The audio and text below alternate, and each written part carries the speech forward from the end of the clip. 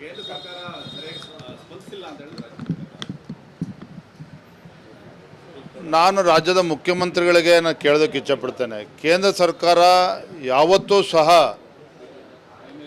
ಬರದ ವಿಚಾರದಲ್ಲಿ ನಾವು ಪರಿಹಾರವನ್ನು ಕೊಡೋದಿಲ್ಲ ಅಂತೇಳಿ ಯಾವತ್ತೂ ಕೂಡ ಹೇಳಿಲ್ಲ. ಆದರೆ ಹಿಂದೂ ಕೂಡ ಯಡಿಯೂರಪ್ಪರು ಮುಖ್ಯಮಂತ್ರಿ ಇದ್ದಾಗ BJP ಸರ್ಕಾರ ಇದ್ದಾಗಲೂ ಸಹ ನಮ್ಮ ಕೇಂದ್ರ ಸರ್ಕಾರ ಇದ್ದರೂ ಸಹ ಬರ ಪರಿಹಾರ ಕೊಡ್ತಕ್ಕಂಥ ವಿಚಾರದಲ್ಲಿ ತಡ ಆಗಿದೆ ಅಂತ ಹೇಳಿದ್ರೆ ಅದರದ್ದೇ ಆದಂಥ ಕೆಲವು ಮಾನದಂಡಗಳಿರ್ತದೆ, ಸಮಯಾವಕಾಶಗಳು ಬೇಕಾಗ್ತದೆ.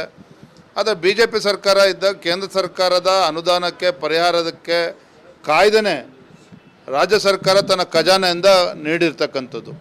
ಆದರೆ ಇಂದಿನ ಸರ್ಕಾರ ಸಮಸ್ಯೆ ಏನು ಅಂತ ಹೇಳಿದ್ರೆ ಅವರ ನೋಡಿ SCP TSP ಹಣವನ್ನು ಕೂಡ ಬೇರೆ ಕಡೆ ವರ್ಗಾವಣೆ ಮಾಡ್ಕೊಂಡಿದ್ದಾರೆ. ಸತ್ಯ ಏನು ಅಂತ ಹೇಳಿದ್ರೆ ರಾಜ್ಯ ಖಜಾನೆಯಲ್ಲಿ ಇವತ್ತು ಹಣ ಇಲ್ಲ.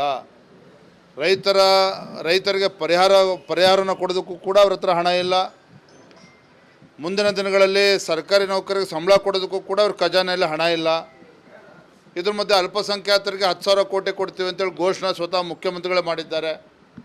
ಅಲ್ಪಸಂಖ್ಯಾತರಿಗೆ 10,000 ಕೋಟಿ ಕೊಡ್ತೀವಿ ಅಂತೇಳಿ 2,000 ಕೋಟಿ ಬಿಡುಗಡೆ ಮಾಡ್ತಕ್ಕಂಥ ಮುಖ್ಯಮಂತ್ರಿಗಳು ಬರದ ವಿಚಾರದಲ್ಲಿ ಯಾಕೆ ಇಷ್ಟೊಂದು ಮೀನಾಮೇಷ ಮಾಡ್ತಾ ಇದ್ದಾರೆ? ಇದರಲ್ಲಿ ಯಾಕೆ ರಾಜಕಾರಣವನ್ನು ಮಾಡ್ತಕ್ಕಂಥ ಪ್ರಯತ್ನ ಮಾಡ್ತಾ ಇದ್ದಾರೆ? ಮೊನ್ನೆ ಸುಪ್ರೀಂ ಕೋರ್ಟಲ್ಲೂ ಸಹ ಕೇಂದ್ರ ಸರ್ಕಾರನ ಅಫಿಡವಿಟ್ ಹಾಕಿರ್ತಕ್ಕಂಥದ್ದು, ನಾವು ಕೊಡ್ತಾ ಇದ್ದೀವಿ ಅಂತಕ್ಕಂಥದ್ದನ್ನ. ಇವರು ಒತ್ತಡಕ್ಕೆ ಏನು ಮಾಡಿದ್ದಾರೆ ಅಂತಲ್ಲ. ಆದರೆ ಈ ರಾಜ್ಯ ಸರ್ಕಾರ, ಮಾನ್ಯ ಮುಖ್ಯಮಂತ್ರಿಗಳು, ಕಾಂಗ್ರೆಸ್ ಸರ್ಕಾರ ರೈತರ ಬಗ್ಗೆ ಒಂದು ರೀತಿ ಅಸಡ್ಡೆ ಭಾವನೆಯಿಂದ ಏನು ವರ್ತಿಸ್ತಾ ಇದ್ದಾರೆ.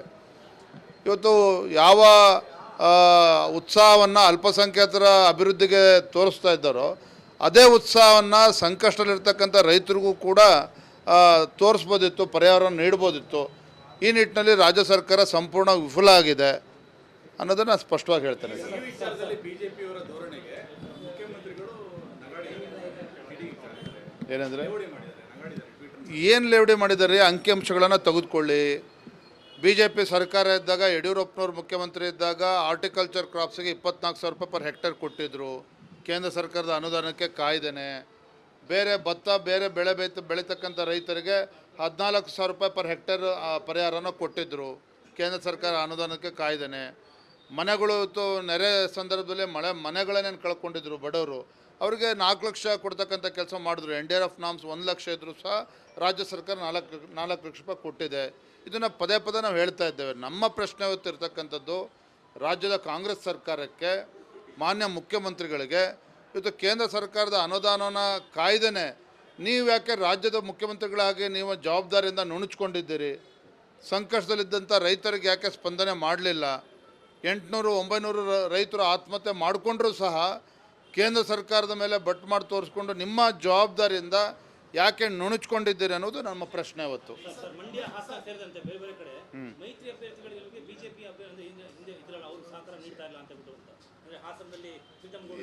ಇದೆಲ್ಲವೂ ಕೂಡ ಕಾಂಗ್ರೆಸ್ ಪಕ್ಷದ ಒಂದು ರಾಜಕೀಯ ಪಿತೂರಿ ಷಡ್ಯಂತ್ರ. ನಮ್ಮ ಪಕ್ಷ ಭಾರತೀಯ ಜನತಾ ಪಾರ್ಟಿ, JDS ಪಕ್ಷ ಹಾಸನ ಇರ್ಬೋದು, ಮಂಡ್ಯ ಇರ್ಬೋದು, ಕೋಲಾರ ಇರ್ಬೋದು, ಮತ್ತು ಅವರು ಸಹ ನಮ್ಮ ಎಲ್ಲ ಕ್ಷೇತ್ರಗಳು ಕೂಡ ಅವರು ಕೂಡ ಸಹಕಾರ ಕೊಡ್ತಾ ಇದ್ದಾರೆ. ನಾವು ಕೂಡ ಸಹಕಾರ ನೀಡ್ತಾ ಇದ್ದೇವೆ.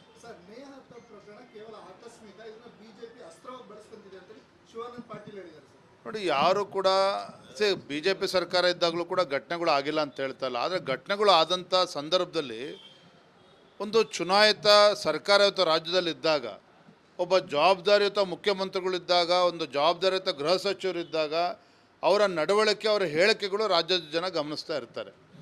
ಮುಖ್ಯಮಂತ್ರಿಗಳ ಹೇಳಿಕೆ ಏನಿತ್ತು? ಇವತ್ತು ವೈಯಕ್ತಿಕ ಕಾರಣಕ್ಕೆ ಕೊಲೆ ಆಗಿದೆ. ಗೃಹ ಸಚಿವರು ಹೇಳ್ತಾರೆ ಇದು ಆಕಸ್ಮಿಕವಾಗಿದೆ. ಎಲ್ಲವೂ ಕೂಡ ಆಕಸ್ಮಿಕ, ಬೇರೆ ಬೇರೆ ಕಾರಣಗಳು ಇರ್ತದೆ.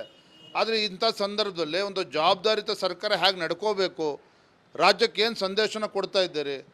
ಪಾಕಿಸ್ತಾನ್ ಜಿಂದಾಬಾದ್ ಅಂದಾಗ ನಿಮ್ಮ ಮಂತ್ರಿಗಳು ಹೇಳ್ತಾರೆ ಇಲ್ಲ ಯಾರು ಹೇಳೇ ಇಲ್ಲ ಅಂತ ಹೇಳ್ತಾರೆ. ಅಲ್ಲೆಲ್ಲೋ ಕೊಲೆ ಪ್ರಕರಣ ಆದರೆ ವೈಯಕ್ತಿಕ ಕಾರಣಕ್ಕೆ ಅಂತ ಮುಖ್ಯಮಂತ್ರಿಗಳು ಹೇಳ್ತೀರಿ. ಯಾದಗಿರಿ ಘಟನೆಯಲ್ಲೂ ಕೂಡ ಅಲ್ಲೂ ಕೂಡ ನಡೆದಿದೆ. ಅಲ್ಲೊಬ್ಬ ಹಿಂದೂ ಯುವಕನ ಮೇಲೆ ಬರಬರ ಹತ್ಯೆ ನಡೆದಿದೆ. ಅಂದರೆ ಎಲ್ಲವೂ ಕೂಡ ಯಾವುದೋ ಒಂದು ಇದ್ರ ವಿಚಾರದಲ್ಲಿ ಸರ್ಕಾರ ಗಂಭೀರವಾಗಿ ಇದನ್ನು ನಿರ್ದಾಕ್ಷಿಣ್ಯ ಕ್ರಮ ಕೈಗೊಂಡ್ರೆ ಯಾರೋ ಅಲ್ಪಸಂಖ್ಯಾತ ನೋವಾಗ್ತದೆ ಅನ್ನೋ ಭಾವನೆಯಿಂದ ರಾಜ್ಯ ಸರ್ಕಾರ ನೋಡ್ತಾ ಇದ್ದರೆ ಕಾನೂನು ಸುವ್ಯವಸ್ಥೆ ಯಾರು ಕಾಪಾಡಬೇಕಾಗಾದ್ರೆ? ಇದು ಇವತ್ತು ಎಲ್ಲರ ಮುಂದೆ ಇರತಕ್ಕಂಥ ಪ್ರಶ್ನೆ. ಇವತ್ತು ದಿನನಿತ್ಯ ಒಂದು ಘಟನೆಗಳು ನಡೀತಾ ಇದೆ. ಪ್ರತಿನಿತ್ಯ ಒಂದು ಘಟನೆಗಳು ನಡೀತಾ ಇದೆ. ಈ ವಿಚಾರದಲ್ಲಿ ಬಿಜೆಪಿ ಸರ್ಕಾರ ಇದ್ದ ಕಡೆ ಎಲ್ಲ ಈ ತರನೇ ಆಗಿರೋದು, ಜಾಸ್ತಿ ಆಗಿರೋದು ಅಂತ ಅಂಕಿಅಂಶ ಕೊಡ್ತಾರೆ. ನೋಡ್ರಿ ಬಿಡುಗಡೆ ಮಾಡಿ ಹಾಗೇನೆ ಡಿ.ಸಿ.ಎಂ. ಶಿವಕುಮಾರ್ ಒಂದು ಮಾತು ಹೇಳಿದ್ರು. ನೋಡ್ರಿ ಇಂಥ ಕೆಟ್ಟ ನಡವಳಿಕೆ ಇದೆಯಲ್ಲ, ನೇಹ ಹತ್ಯೆ ಪ್ರಕರಣದಲ್ಲಿ ಕೆಲವು ಫೋಟೋಗ್ರಾಫ್ಸನ್ನು ವೈರಲ್ ಮಾಡ್ತಕ್ಕಂಥದ್ದು, ಆ ಕುಟುಂಬದ ತೇಜೋವಧೆ ಮಾಡ್ತಕ್ಕಂಥದ್ದು